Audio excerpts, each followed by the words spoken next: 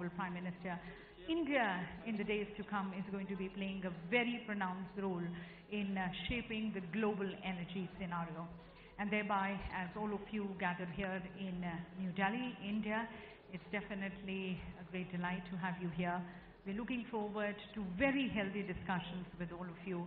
All of you are leaders from various countries.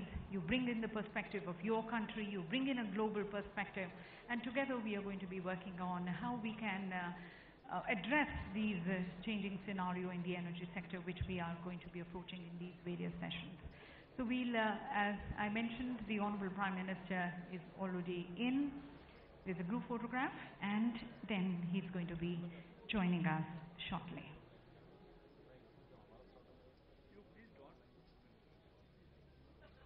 And ladies and gentlemen, we now have the Honorable Energy Ministers of various countries, along with the leaders and the heads of various international organizations, the CEOs of the leading oil and gas companies who are part of the group photograph with the Honorable Prime Minister. They are just joining us. Let's give them a big hand, ladies and gentlemen, and welcome them here in the gathering.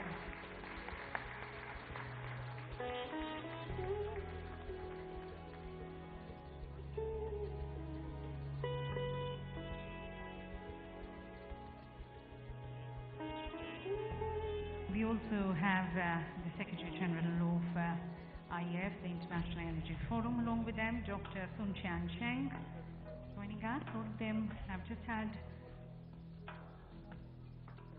meetings with the Honorable Prime Minister, this group photograph, and now joining us here.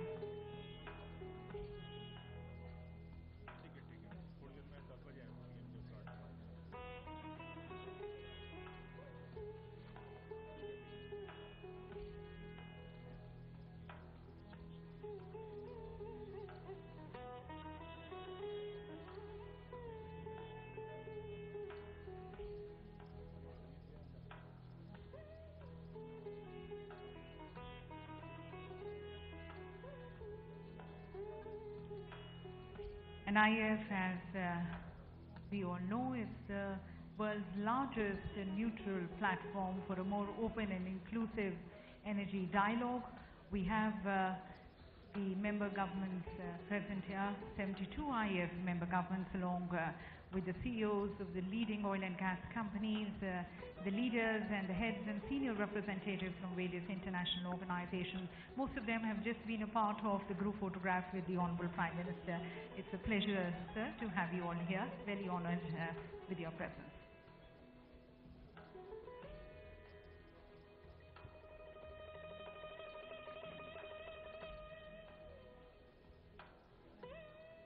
And ladies and gentlemen, IEF 16, as we all know, basically builds on the outcome of IEF 15 Algiers ministerial and the major market developments which have taken place since the time the IEF ministers last left. As we kickstart IEF 16, it's such a delight, in fact such an honor. We are really honored with the overwhelming response which we have received here. So as a mark of respect to each one of you and to your respective countries, ladies and gentlemen, we have the young energies of India, the future of India, these very bright children walking in with pride with your national flag. Let's give them a big hand, ladies and gentlemen, as they welcome all of you with the flags of your respective countries. Each one of you, them, ladies and gentlemen, representing your country here with your national flag, a ceremonious welcome to all of you, to India, to IEF 16.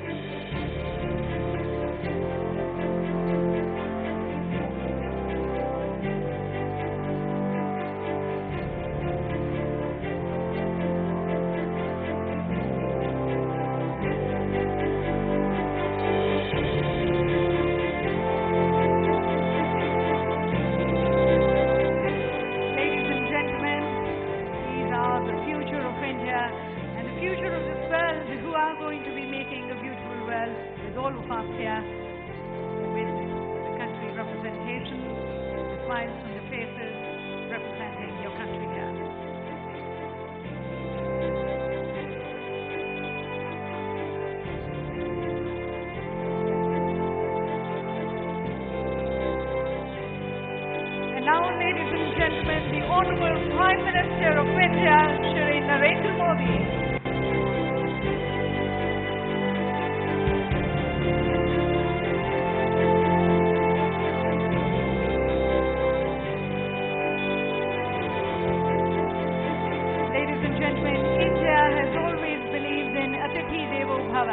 For us, our guest is akin to God.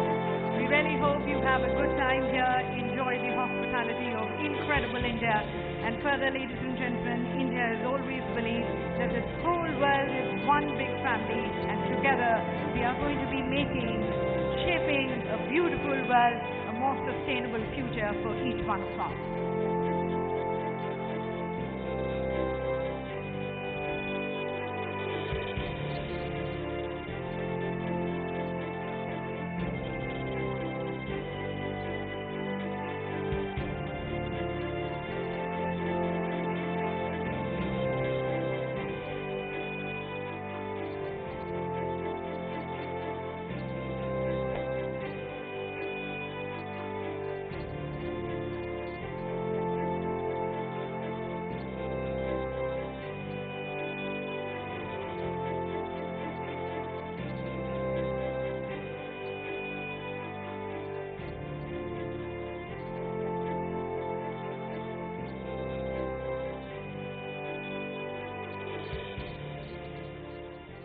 Namaskar to all of you, ladies and gentlemen, and once again with great delight and pleasure I now welcome you all to the inaugural session of the 16th International Energy Forum being organized here in New Delhi. And ladies and gentlemen, it is after a long gap of 22 years that India today is the proud host of this very prestigious neutral energy dialogue platform. And thereby, definitely an honor for us, a privilege for us to be hosting all of you, along with our co-hosts China and Korea. And as we take these discussions forward, as you're aware, the overarching theme of IF16 is the global energy security, which we talk about the future of global energy security. And within that, the transition, technology, trade and investment, the correlated focal areas, which we are going to be taking it forward. But before we open the doors for the discussions and deliberations, we bring you greater insights into IF16 with a short film.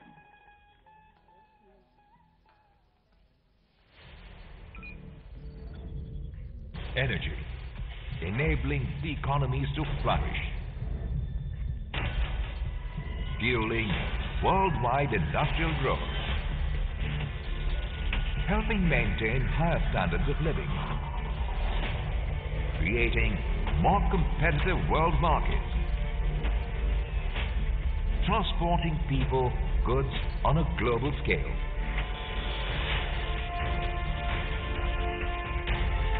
Energy, the lifeblood of modern society. The need for clean, efficient and secure energy has never been greater. At the same time, the pace of change in the global energy scenario has never been faster. The US shale revolution, solar technology advancements and cost reduction, the shifting geopolitics, and the evolution of distributed generation and systems, to name a few, have surprised even the most learned of experts. And what is to come in the near future, e-mobility via electric vehicles, smart grids, storage and digitalization are technologies that could forever change existing business models and potentially entire systems in both power and transportation sectors. With these fast-paced changes and changing global climate patterns, the energy mix is shifting towards cleaner, lower carbon fuels driven by environmental needs and technological advancements. The greatest challenge lies in meeting the dual requirements of supplying the energy the world needs to grow and prosper, while also reducing carbon emissions. A renewed focus on reducing greenhouse emissions has put natural gas into the limelight as the fastest growing and cleanest burning fossil fuel. Abundant natural gas resources and robust production contribute to the strong competitive position of natural gas and liquefied natural gas as they continue to grow as key fuels in the transportation, power and industrial sectors. Fostering global cooperation in the energy domain is a prerequisite for economic growth. Covering all 6 continents and accounting for almost 90% of global supply and demand for oil and gas, the International Energy Forum aims to foster greater mutual understanding and awareness among its 72 member countries, thereby ensuring global energy security. The forum's biennial ministerial meetings are widely considered to be the world's largest gathering of energy ministers, and the 15 previous editions have played a stellar role in furthering the cause of energy collaboration. The Joint Organizations Data Initiative, or JODI, is REF's grand initiative to ensure data transparency in energy markets, whereby undue price volatility can be moderated, contributing to greater stability in world supplies.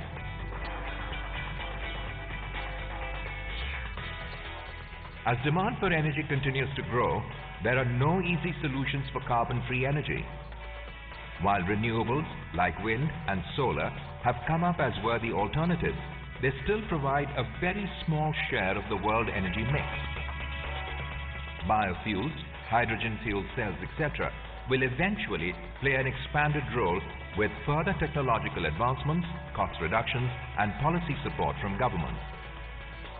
While we continue to hunt down new sources of energy, we must also reflect on the lopsided nature of energy consumption. Synergies fostering greater mutual understanding and awareness of common energy interests among nations can go a long way in bringing the bottom of the pyramid to light. As the 3rd largest consumer of oil and gas in the world, energy continues to be the key driver of economic growth in India. Sustainable, stable and reasonably priced energy is essential for the country's outreach programs to deliver the fruits of economic development to the masses. My vision for India's energy future has 4 pillars: energy access, energy efficiency, energy sustainability, energy security. While attaining these objectives, keeping the environment paramount is a prime objective, as is conserving of energy resources, and India continues its quest for equitable distribution of these resources. The world is on the cusp of change. Global cooperation, sustainable economic growth, and technology innovation will help steer energy systems worldwide towards a new transformed future. This requires new policies, strategies, and the consideration of novel and at times risky investments.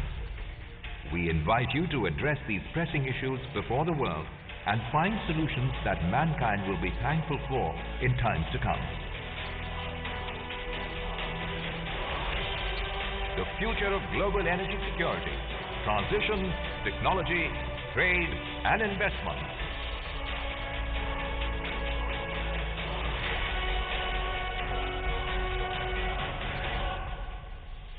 Welcome to the 16th International Energy Forum at New Delhi, India. So ladies and gentlemen, as we are ready to embrace this change and be a part of the change, we start with the inaugural session by inviting the views and perspectives of our leaders. Please join me as I invite here on stage His Excellency Dr. Shun Shang Shen, respected Secretary General of the International Energy Forum.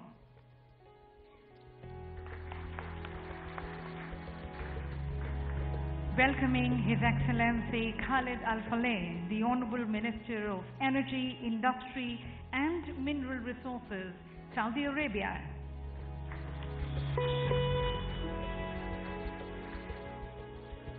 Ladies and gentlemen, His Excellency Shri Dharmendra Pradhan, the Honorable Minister for Petroleum and Natural Gas and also the Minister for Skill Development and Entrepreneurship, India.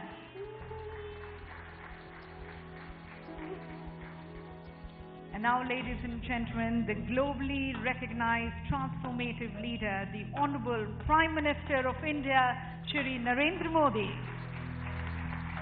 Ladies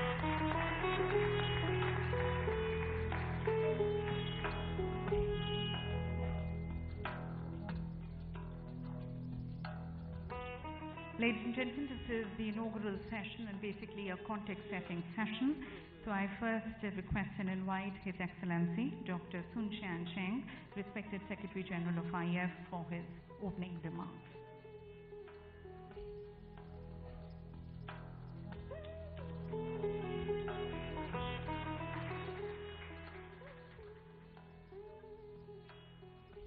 Your Excellency Narendra Modi, Prime Minister of India, Your Excellency Dharmendra Pradhan, Minister of Petroleum and Natural Gas, and also the Minister for Skill Development and Enterprises of India, Your Excellency Khalid Jafari, Minister of Energy, Industry and Mineral Resources of Saudi Arabia, Your Excellencies, the Ministers, ladies and gentlemen, good morning.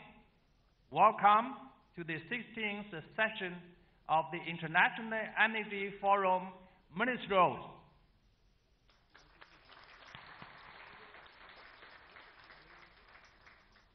It is my honor and a pleasure to be here in New Delhi. The great 17th century Indian poet Mirza Ghalib described it best. He said, "I asked my soul, what is a Delhi?" She replied, "The world is a body and the Delhi is its life." I'm proud to hold our flagship event in India, a country whose future is bright and blooming. As a result, India will help drive global energy market development in the coming decades. I welcome 332 delegations, including 50 more ministers, 30 captains of industries, and 12 of heads of international organizations, among 1,200 plus delegates here today. This 16th IF ministerial meeting would not be possible without the tremendous commitment and dedication from the India government.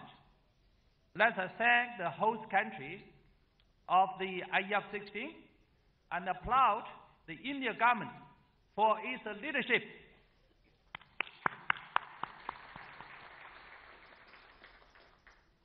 I would also like to thank and recognize our co-hosts of China and Korea for supporting us in these efforts. Through the dialogue, the IF seeks to moving forward faster and further by embracing shared value propositions for both the producer and consumer countries in the benefit of all. The fossil fuel sector shall continue to provide around 3/4 of energy demand in 2040, according to the main scenarios of a recent IEA and OPEC outlooks. More dialogue on the mutual reinforcing role of fossil fuels and clean energy technologies, including the renewable, will lead to the reliable, realistic transformation that all can afford, and rational responses to the global questions we face together. Energy sector transformation do not happen overnight, so it is imperative that we acknowledge the present energy market reality and discuss how technological and policy change impact the trade and investment in both the short and long term. Dialogue on evolving energy dynamic among producer and consumer countries is where the IF 16 Ministerial, the largest gathering of energy ministers in the world, become relevant. What has IF achieved since we last met at the landmark IF 15th Ministerial meeting in Algiers in 2016? With your support over the past 2 years, we enhance the dialogue on energy security and orderly energy transitions at the two intergovernmental meetings. The 5th IGU Ministerial Gas Conference, hosted by India in New Delhi in 2016, and the 7th Asia Ministerial Energy Roundtables, hosted by the Thailand government in Bangkok in 2017. The trilateral work program with the IEA, OPEC, we advanced the high-level dialogue on the market outlooks in 2+3 symposia, namely the 7th and 8th Joint Symposium on Energy Outlooks IEF convened in Riyadh, the 5th and the 6th Joint Workshop on the Fiscal and Financial Energy Market Interactions that OPEC hosted in Vienna, the 3rd Joint Symposium on Gas and Coal Market Outlooks IEA hosted in Paris. We have improved market transparency through the Joint Organization Data Initiative. Since 2016, our duty activities have been aligned to the 5-year plan and its key objectives since adoption at the IEF 15 in Algiers. A recent highlight includes duty workshop for Eastern Europe CIS region, held with the support of a EU4 Energy Initiative and in collaboration with the IEA in Ukraine in March 2018. Here, after 7 years of relentless efforts, we achieved important breakthroughs. Duty data can now be viewed from different major data redistribution agencies that are the Argus, Bloomberg, and the Thomson Reuters. As of 2017, 114 countries are featured in Duty Oil World Database and 85 for the Duty Gas Database. The IEF worked with the partners to implement IEF 15 mandates adopted in Algiers with the general support of Algeria, Russia, Kingdom of Bahrain, and OFIC. We held 2 special international symposia. In the context of G20, we continue to contribute to the G20 agenda on market transparency on the G20 presidency of Argentina and further advance the IEF Energy Efficiency Knowledge Framework under the G20 presidency of Germany. This involved a dialogue on efficient and healthy energy markets in key meetings with the European Union partners. We look forward to take the outcome of these discussions further in this year's IEF 16 Ministerial, gathering on the theme, the future of global energy security, transition, technology, trade, and investment. The many submissions we have received from the official IEF 16 publication and the comprehensive IEF BCG background materials and the papers received from IEA, OPEC, and OFIC further set the stage for a timely and well-informed dialogue. With your contribution to the outcomes of this IEF 16 Ministerial, we will take the dialogue forward. The 6th IEF IGU Ministerial Gas Forum on 21 to 22nd November this year in Barcelona, Spain. The 2nd IEF IAC Symposium on 31st July 2018 in Beijing, China. The 8th Asia Ministerial Energy Roundtable, the UAE hosts on 9 to 10 September 2019 in Abu Dhabi. Thank you for your attendance and attention.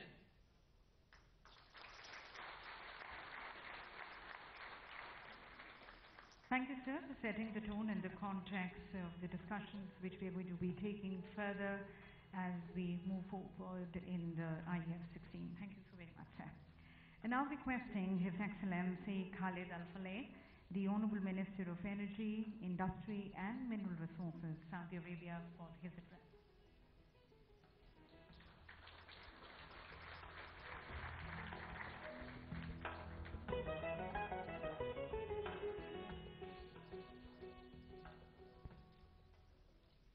Ar-Rahman Rahim. Honorable Prime Minister Shri Narendra Modi, Honorable Ministers and Excellencies and distinguished ladies and gentlemen, I am delighted to be back in India, or may I say, incredible India. This nation has achieved tremendous development and prosperity and possesses so much potential for the future, which is a sentiment of the successful and visionary policies of the Honorable Prime Minister. It is a distinct privilege for all of us, sir, to have you inaugurate this important event. I also want to thank the Honorable Dharmendra Pradhan, Minister of Petroleum and Natural Gas, and indeed the entire Indian government for this incredible hospitality and organizational effort to host this impressive gathering of energy ministers, CEOs, and international energy organizations. It is very fitting that this IEF ministerial meeting is being held in a nation which over the coming quarter century will see the fastest energy demand growth in the world, accounting for almost 1/3 total energy demand growth. Ladies and gentlemen, there is no doubt that the world is undergoing an energy transformation. But much of today's energy debate centers on the pace and scope of this transformation and the optimum way forward.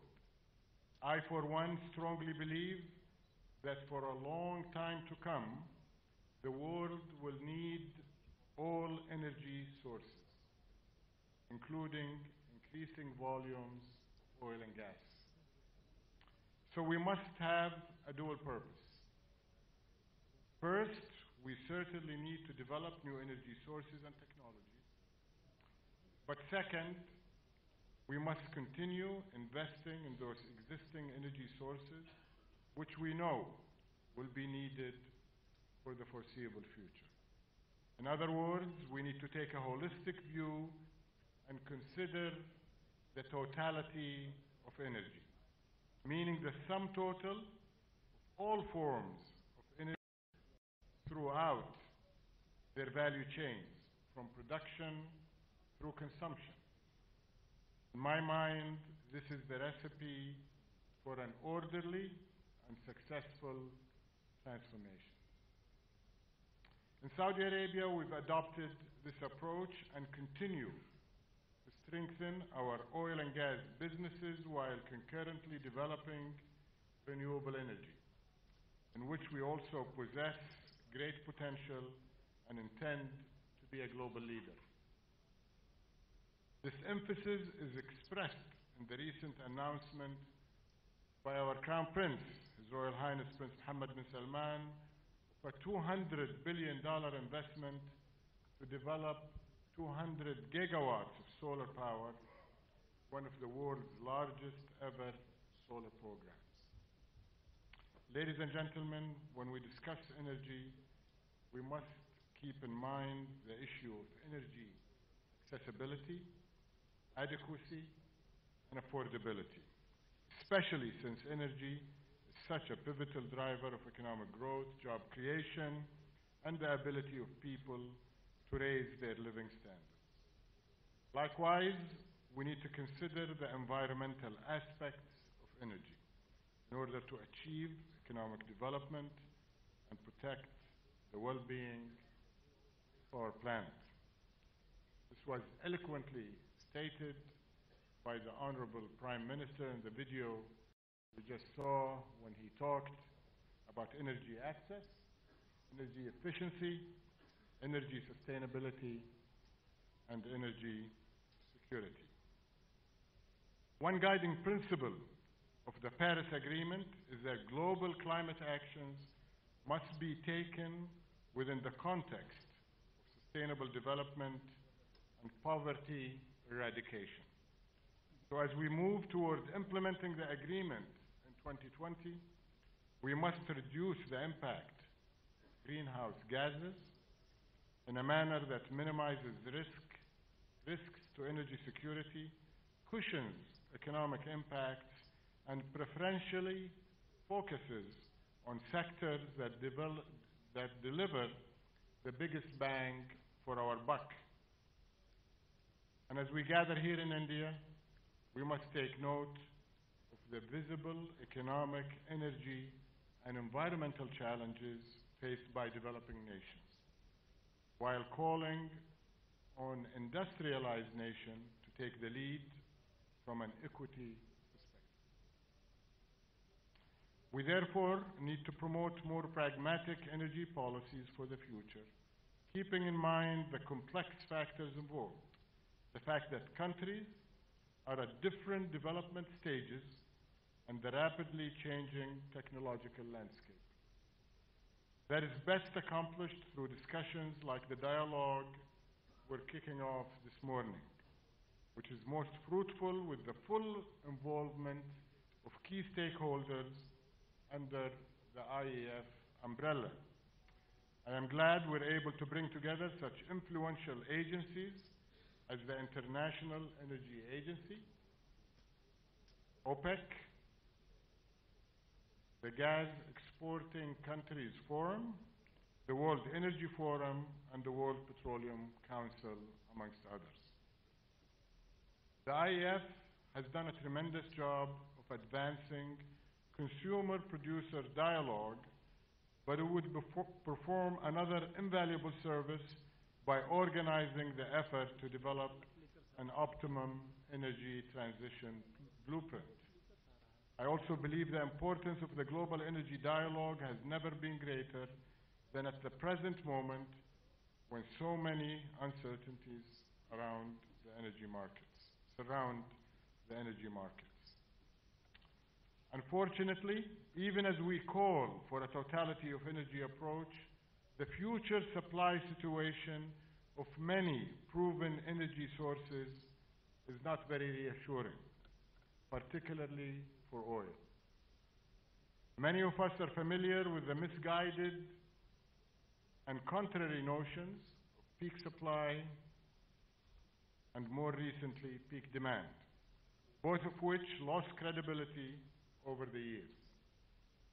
But today, rather than a peak, I am more concerned about a trough that is real, and that is the threat of trough investment, which is much more worrying because lagging investments has real-life consequences, not just a conceptual existence in blogs and newspaper articles. At present, even though oil demand has been growing recently at a rate of 1.5 million barrels per day, oil investments have not kept pace. This is due not simply to immediate market conditions, but also to an investment climate shaped by adverse sentiment and misleading signals from policy makers, some financial institutions voicing negative views, and misguided talk of stranded resources.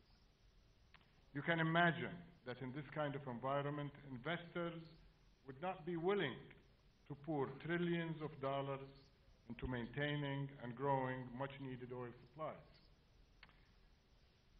Honorable Prime Minister, ladies and gentlemen, as fossil fuels will be with us for many decades to come, we must create an enabling and encouraging environment for investments all along the petroleum value chain, and to drive for the use of advanced technologies to minimize the carbon footprint of these proven fuels.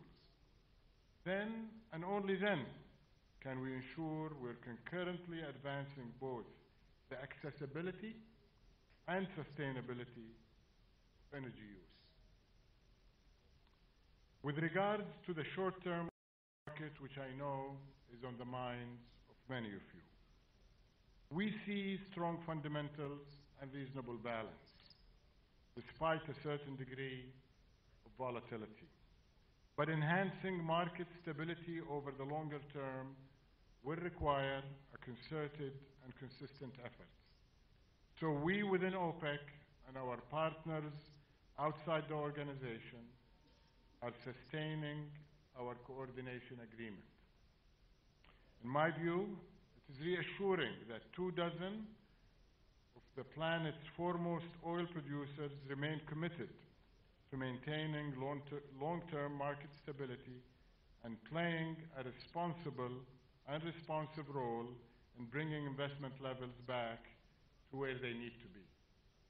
In this context, Saudi Arabia and Russia are discussing extending cooperation in order to monitor the market and take joint action when necessary to maintain stability, which is good news for producers and consumers alike. Of course, the Kingdom has always been a responsible and reliable actor and has consistently adopted a long-term view of the market. As our oil supply costs are among the lowest in the world, we intend to continue playing our part in ensuring supply security by making suitable investments, bridging the trough, so to speak. In fact, Saudi Arabia's spare oil production capacity represents the majority of global spare capacity today.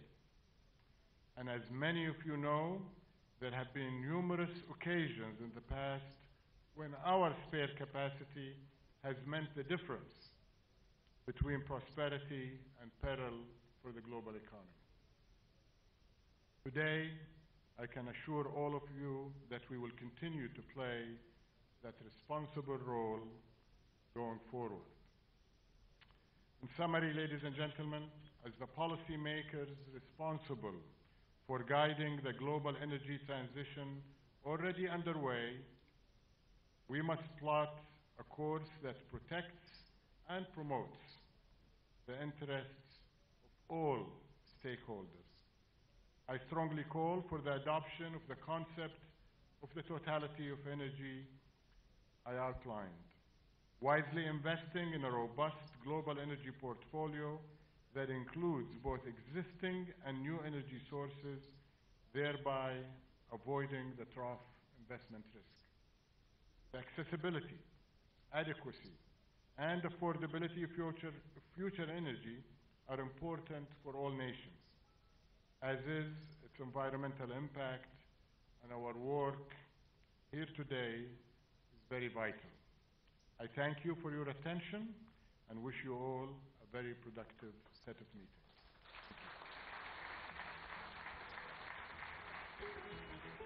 Thank you, sir, for your views on how we approach the grand transition which the energy sector is experiencing globally, especially in the wake of the huge disruptions and uncertainties.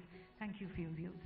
And now, ladies and gentlemen, I request and invite His Excellency Shri Narendra Modi, the Honorable Minister for Petroleum and Natural Gas and the Minister for Skill Development and Entrepreneurship, India, for his address.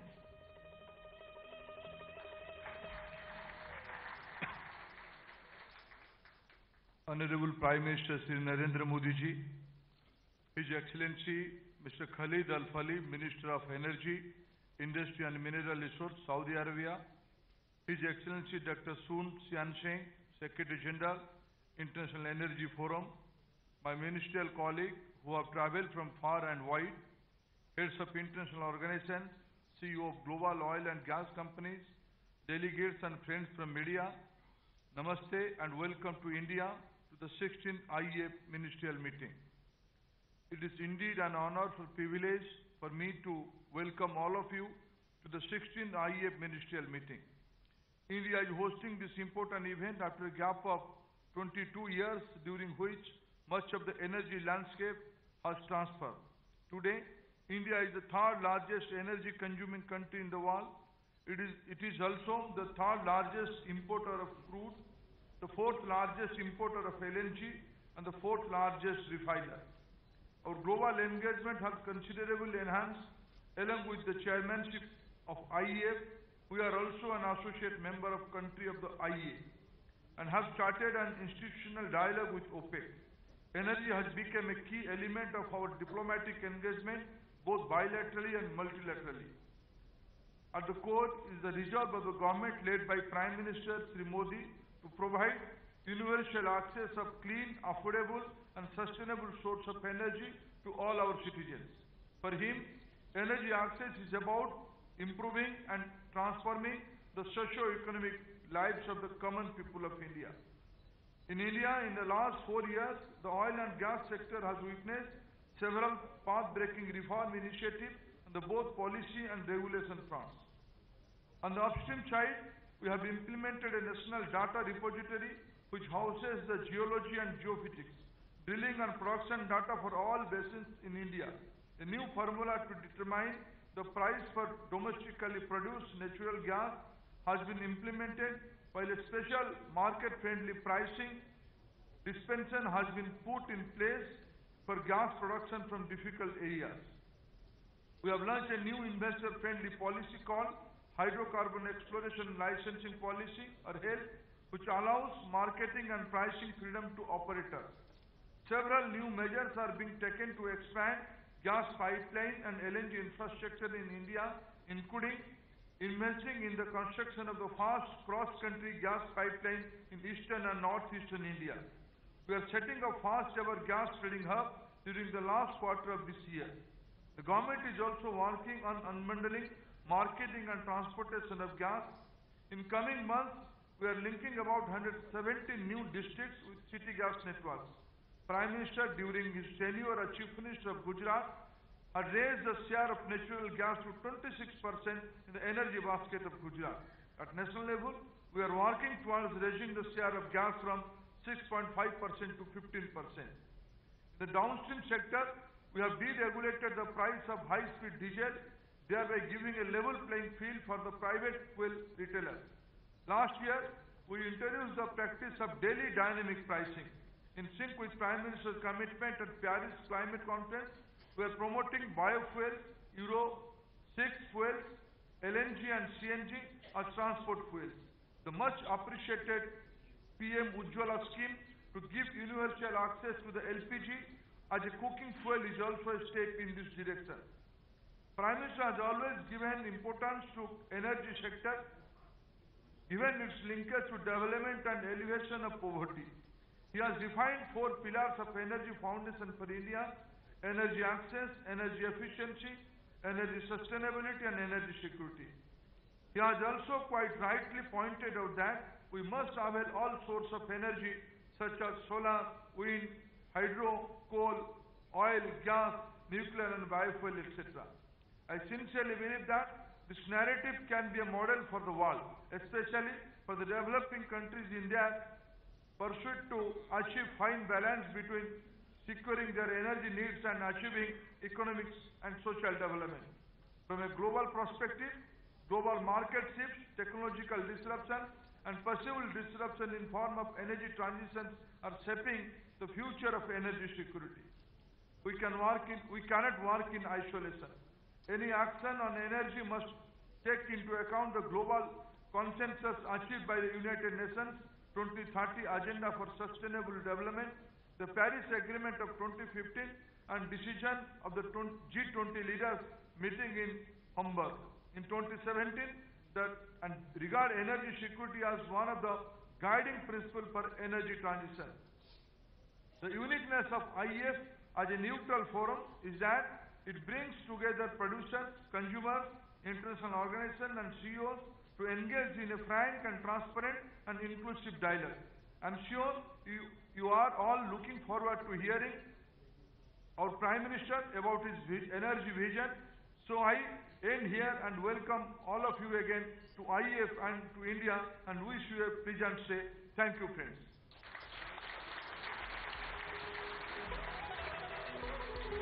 Thank you, sir, for sharing with us the various energy reforms which India has been able to take under the leadership of our Honorable Prime Minister, shaping a better energy future.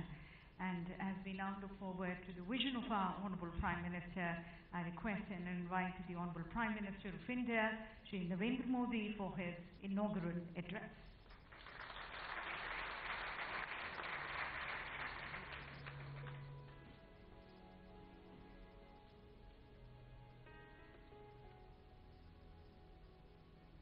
Minister for Energy, Saudi Arabia.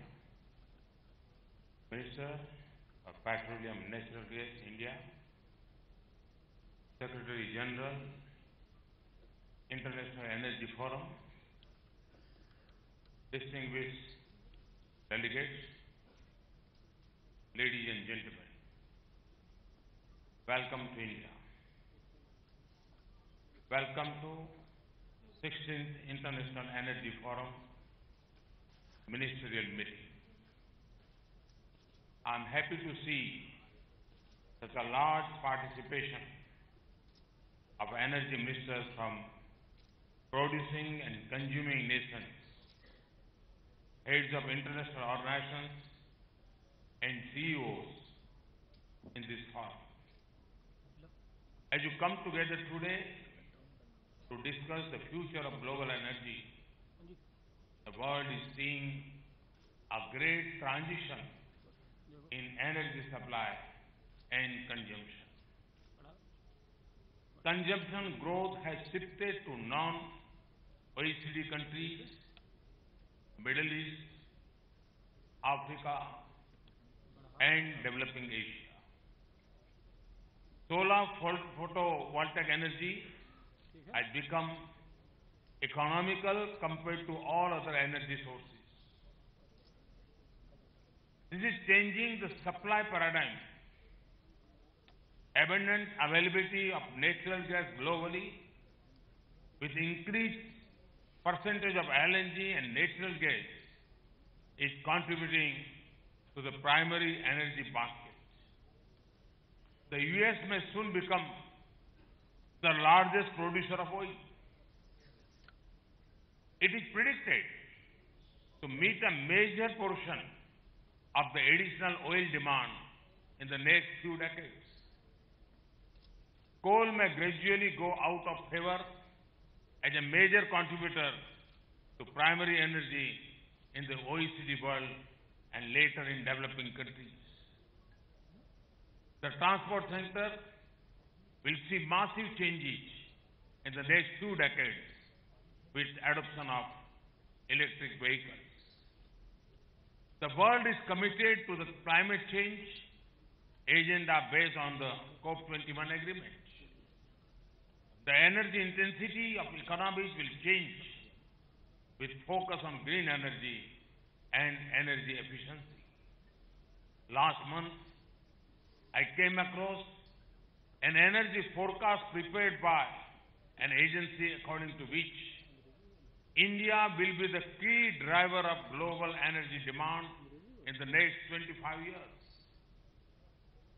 India's energy consumption will grow by 4.2% a year for the next 25 years.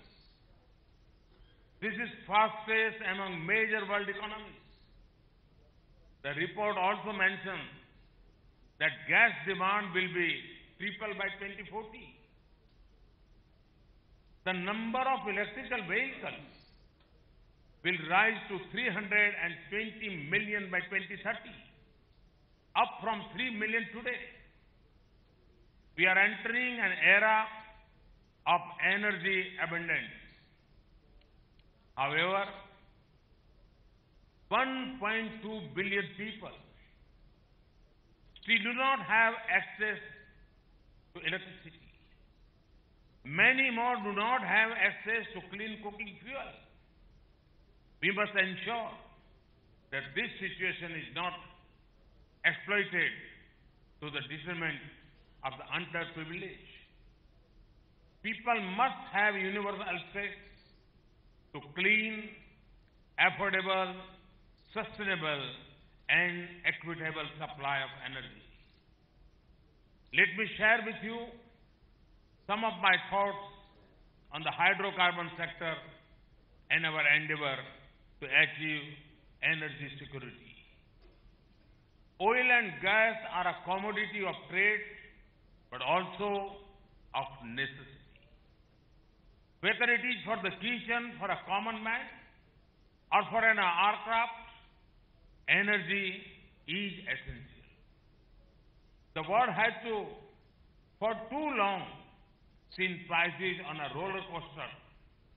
We need to move responsible pricing which balances the interests of both the producer and consumer. We also need to move to transparent and flexible markets for both oil and gas.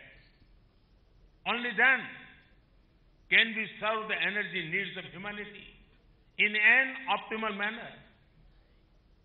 If the world has to grow as a whole, there has to be a mutually supportive producer and consumers.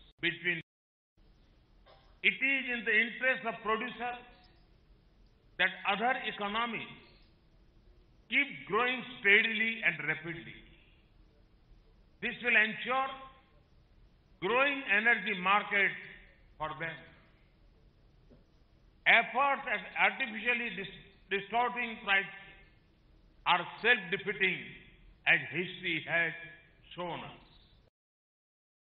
They also cause undue hardship, particularly to those at the bottom of the pyramid in developing and least developed countries. Let us use this platform to build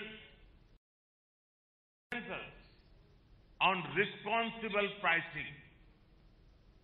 This will serve the mutual interests of both producers and consumers. Given global uncertainties, India also needs energy security. My vision for India's energy future has 4 pillars: energy access, energy efficiency, energy sustainability, and energy security. Energy in general and hydrocarbons in particular are an important part of my vision for India's future. India needs energy which is accessible and affordable to the poor. It needs efficiency in energy use. As a responsible global member of the Committee of Nations, India is committed to combating climate change, curbing emissions, and ensuring sustainable future. The launch of the International Solar Alliance is a step toward fulfilling this commitment.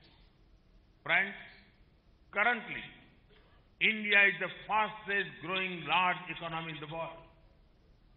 All leading agencies such as IMF, World Bank, ADB are estimating India to grow at 7 to 8% in the near future. Our government has been able to achieve high GDP growth with low inflation, well-controlled fiscal deficit, and stable exchange rates. This macroeconomic stability is boosting both consumption and investment in the economy. India is also blessed with demographic dividends.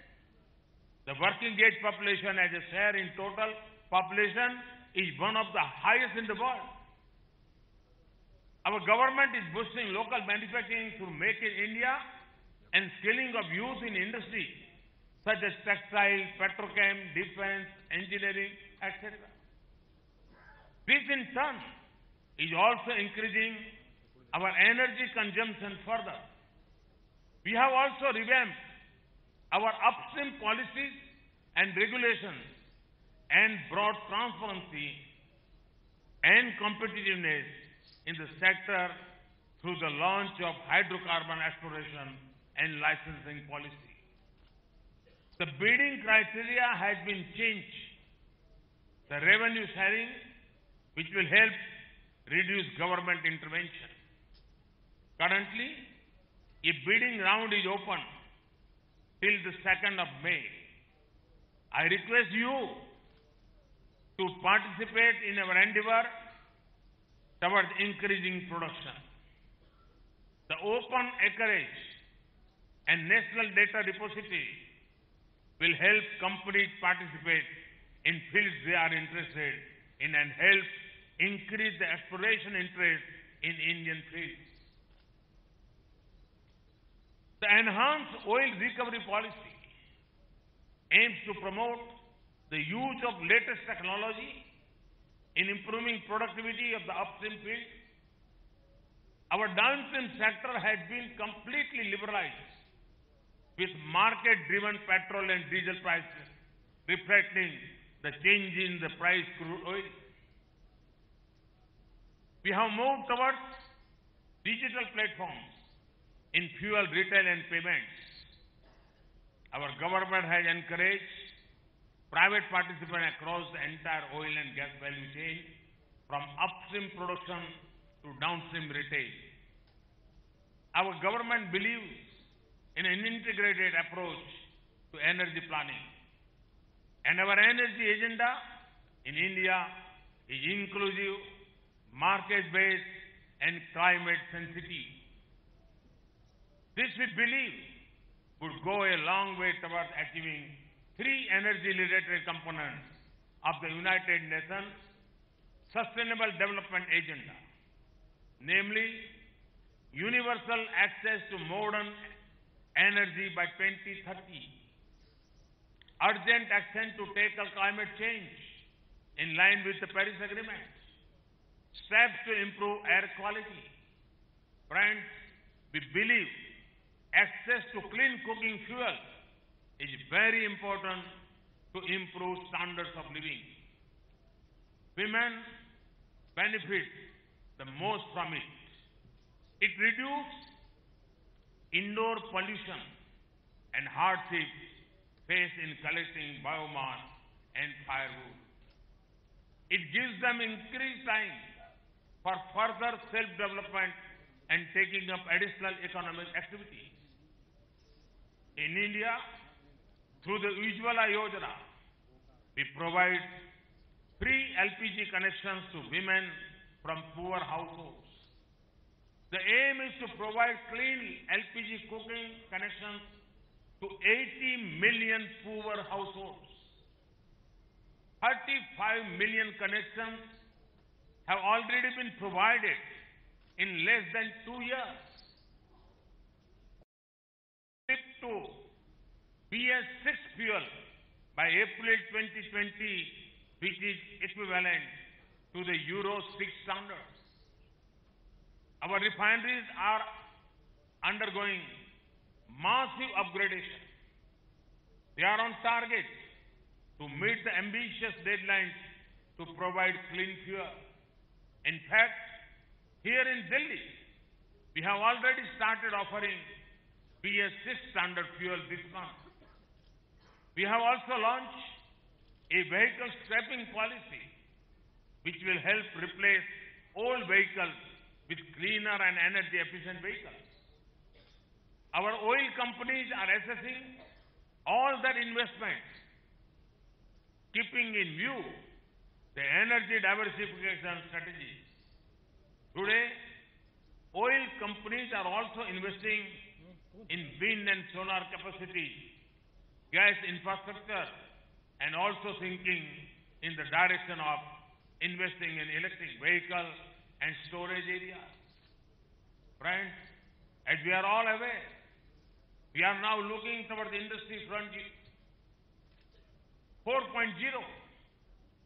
proposing to change the way industry operates in the future with new technology and processes like Internet of Things, artificial intelligence, robotics process, automation, machine learning, predictive analytics, 3D printing.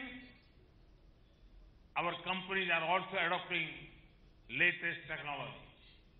This will improve efficiency and increase safety and reduce costs not only in downstream retail but also in upstream oil production, asset maintenance, and remote monitoring.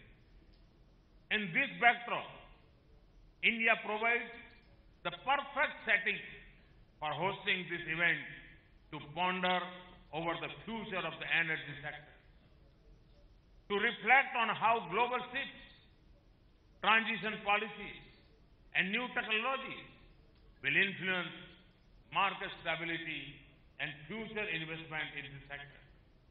Friends, the theme of IEF 16 is the future of global energy security. I am told that the agenda aims to address issues like global shifts in producer-consumer relations, universal energy access and affordability, and promoting investment in oil and gas to meet future demand. Maintaining energy security and coexistence of new and existing technologies are also to come up for discussion. These are all pertinent subjects for the future of our collective energy security. I believe that the discussions at this forum will go a long way in benefiting the world's citizens in accessing clean, affordable and sustainable energy. I wish you all a successful and fruitful Minister Conference. Thank you. Thank you very much. Thank you, Honorable Prime Minister, sir, for sharing the progressive vision which you have envisioned for a very vibrant India. Thank you to the Honorable Prime Minister.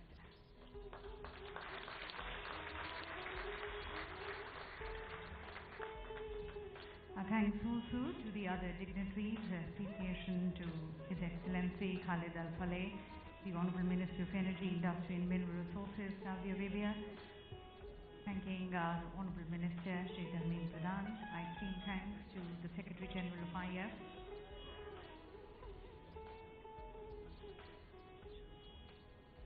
And thanking all of you, ladies and gentlemen, for joining us in this inaugural session.